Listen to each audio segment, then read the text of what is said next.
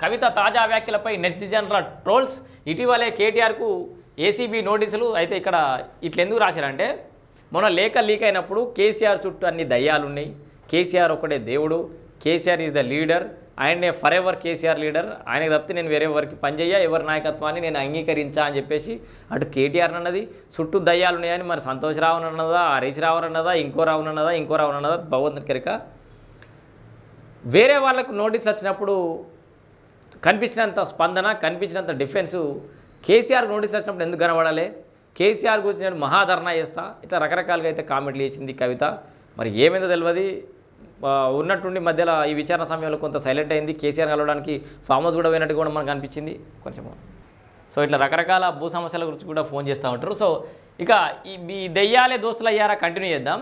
అయితే ఇక ఇన్ని ప్రయత్నాలు చేస్తుంది. ఇప్పుడు సడన్గా ఈ వ్యాఖ్యలు ఎందుకు వస్తాయి? కవిత తాజా వ్యాఖ్యలపై నెటిజన్ల ట్రోల్స్ ఎందుకు చేస్తున్నారు అంటే, అప్పుడేమో దెయ్యాలను ఇప్పుడేమో డిఫెండ్ చేస్తున్నావు. కేటీఆర్కి నోటీసులు అక్రమంగా ఇచ్చారు, హరీష్ రావును అనవసరంగా విచారణ చేస్తారు, ఇట్లా రకరకాలుగా డిఫెండ్ చేసే ప్రయత్నం చేస్తుంది. ఇటీవలే కేటీఆర్కు ఏసీబీ నోటీసులు. మా వర్కింగ్ ప్రెసిడెంట్పై సర్కారు కక్ష అంటూ ఎమ్మెల్సీ ట్వీట్.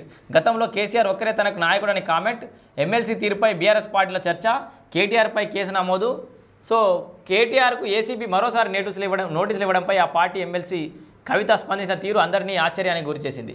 సో మా వర్కింగ్ ప్రెసిడెంట్ కేటీఆర్కు కాంగ్రెస్ సర్కార్ మళ్ళీ నోటీసులు జారీ చేయడాన్ని తీవ్రంగా ఖండిస్తున్నానంటూ ఆమె చేసిన ట్వీట్ వైరల్గా మారింది. బీఆర్ఎస్లో నాకు కేసీఆర్ ఒక్కరే నాయకుడు, ఇంకెవరి నాయకత్వాన్ని అంగీకరించను అని తేల్చి చెప్పిన కవిత ఇప్పుడు కేటీఆర్ను మా వర్కింగ్ ప్రెసిడెంట్ అని చెప్పడం చర్చ షురు అయ్యింది. దయ్యాలే దోస్తులు అయ్యారా అంటూ నెటిజన్స్ అంటే ట్రోల్ చేస్తున్నారట. దాంతోపాటు సైలెంట్ వార్ కూడా నడుస్తుంది కవిత దగ్గర అని చెప్పేసి కూడా మనం చూస్తున్నాం. కవిత బీఆర్ఎస్ మధ్య పెరుగుతున్న దూరం, పార్టీలో కొనసాగుతున్న అంతరం, కవిత విమర్శలపై స్పందించని పార్టీ. ఇవన్నీ విమర్శలు చేసిన పార్టీ స్పందిస్తలేదు. అన్న కేటీఆర్ సైతం పట్టించుకోకుండా సైలెంట్. ఈ నెల 11న ఫామ్ హౌస్లోనూ కవిత ఇష్యూపై నో చర్చ. 11వ తారీఖు నాడు విచారణ సందర్భంగా కేసు రాజ్యం ముందట మన కవిత కనబడ్డది కదా, అక్కడ కూడా కవిత ఇష్యూకి సంబంధించి చర్చ జరగలేదట. జాగృతి బీసీ పేరుతో స్పీడ్ పెంచుతున్న ఎమ్మెల్సీ. కేసీఆర్ను కలుస్తారా లేదా అనే చర్చ. కేటీఆర్కు ఏసీబీ నోటీసులపై స్పందించడంతో ట్రోల్స్.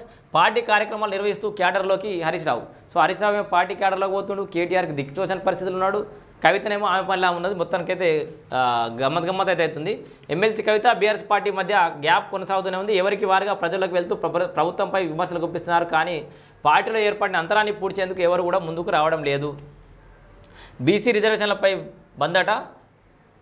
17న మెదక్లో రౌండ్ టేబుల్ సమావేశం. రేవంత్ రెడ్డి కాంగ్రెస్లో ఒక ఉద్యోగి మాత్రమే, ముందు తన ఉద్యోగాన్ని కాపాడుకోవాలి, ఆయన సీఎంగా ఉంటేనే మేము అధికారంలోకి వస్తాం. మీడియా చిట్చాట్లో ఎమ్మెల్సీ కవిత సంబంధించిన అంశాన్ని కూడా మనం చూడొచ్చు.